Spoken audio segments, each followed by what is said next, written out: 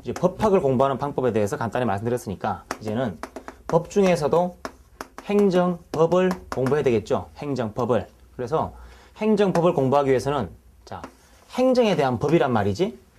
법이란 것은 따라야 되는 것이고 그 법이 어디서? 행정에서 따라야 됩니다. 그러니까 국가와 국가의 관계를 국가와 국가 사이에 따라야 하는 기준을 국제법이라고 하죠. 우리가 할 거 이거 아닙니다. 그 다음 국민과 국민이 있죠. 민간인을 갖다가 사인 그러죠. 사인과 사인 간에 따라야 하는 기준 그거는 뭐다? 사인 간의 법이니까 사법이라고 하죠.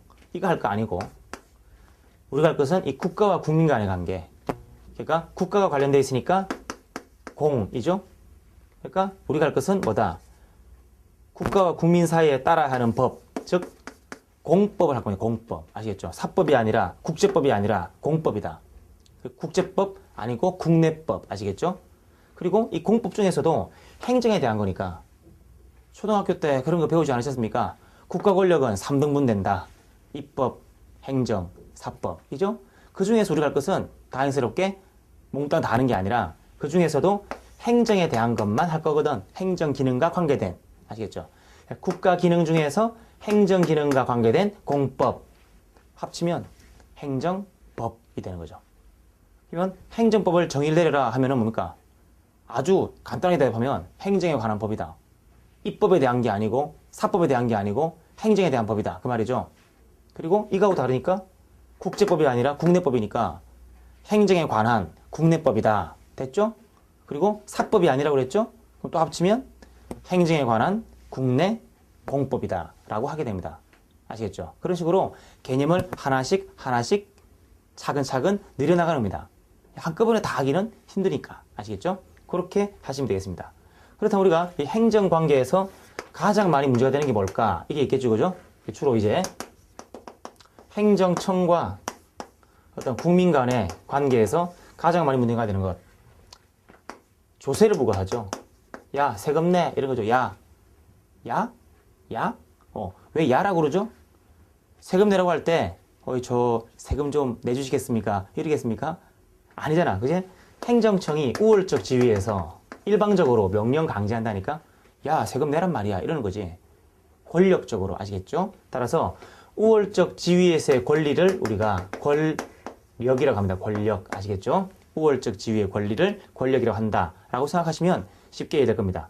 그래서 행정청이 권력적으로 조세를 부과하면 강제로 돈을 내게 하는 거니까 나한테는 돈을 내야 되는 의무가 생기는 거죠. 그래서 뭐다? 이 국민은 이 의무를 이행해야 되는데 문제는 행정청이 조세를 부과하려면 상식에 맞아야 한다, 안 맞아야 한다. 상식적이다, 상식밖이다. 예, 상식적으로 해야 되죠. 상식적으로. 그 상식을 농축한 거. 상식이란 너무나도 당연한 거 아닙니까? 그 당연한 것을 갖다가 농축하면 우리가 당연히 따라야 하는 거죠? 아까 뭐라고 그랬죠? 따라야 하는 거. 법이라고 했죠. 상식을 압축하면 법이라니까? 그럼 상식적이다? 적법이지. 상식 밖이다? 위법이지. 아시겠죠? 처음에 너무 이렇게 어렵게 접근하지 말 것. 위법하다 이러면 뭡니까? 상식을 벗어났구나 라고 생각하시라니까? 아시겠죠? 그래서 이 조세를 부과하는 것은 상식에 맞게끔 해야 되죠. 따라서 그 상식을 압축한 법에 맞아야 합니다.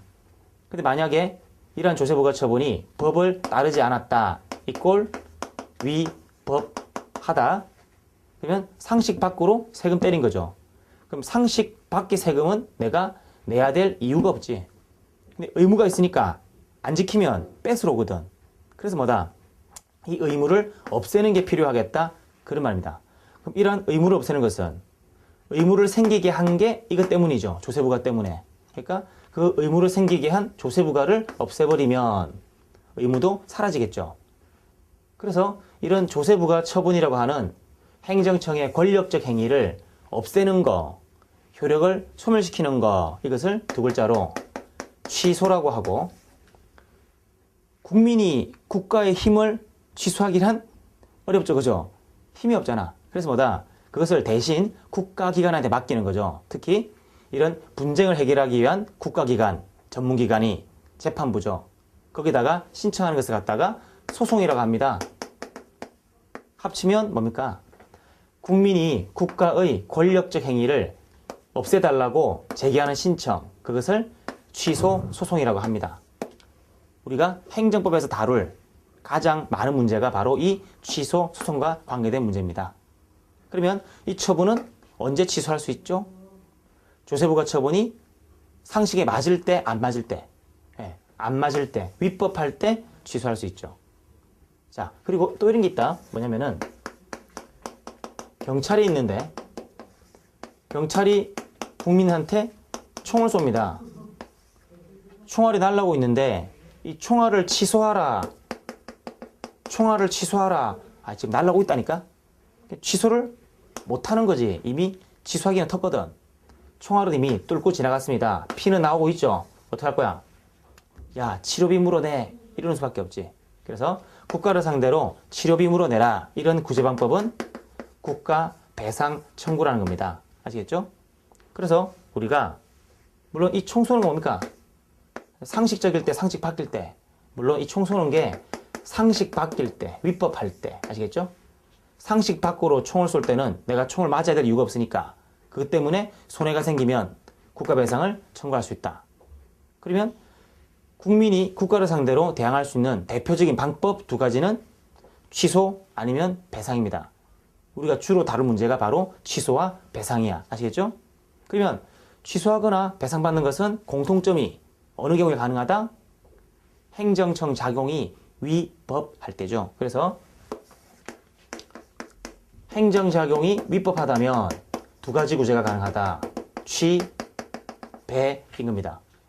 취소하거나 배상받거나 이 두 가지를 반드시 기억을 하시기 바랍니다. 앞으로 제가 행정작용 위법할 때 구제방법 두 가지는 뭐다 하면은 취배다, 취배다.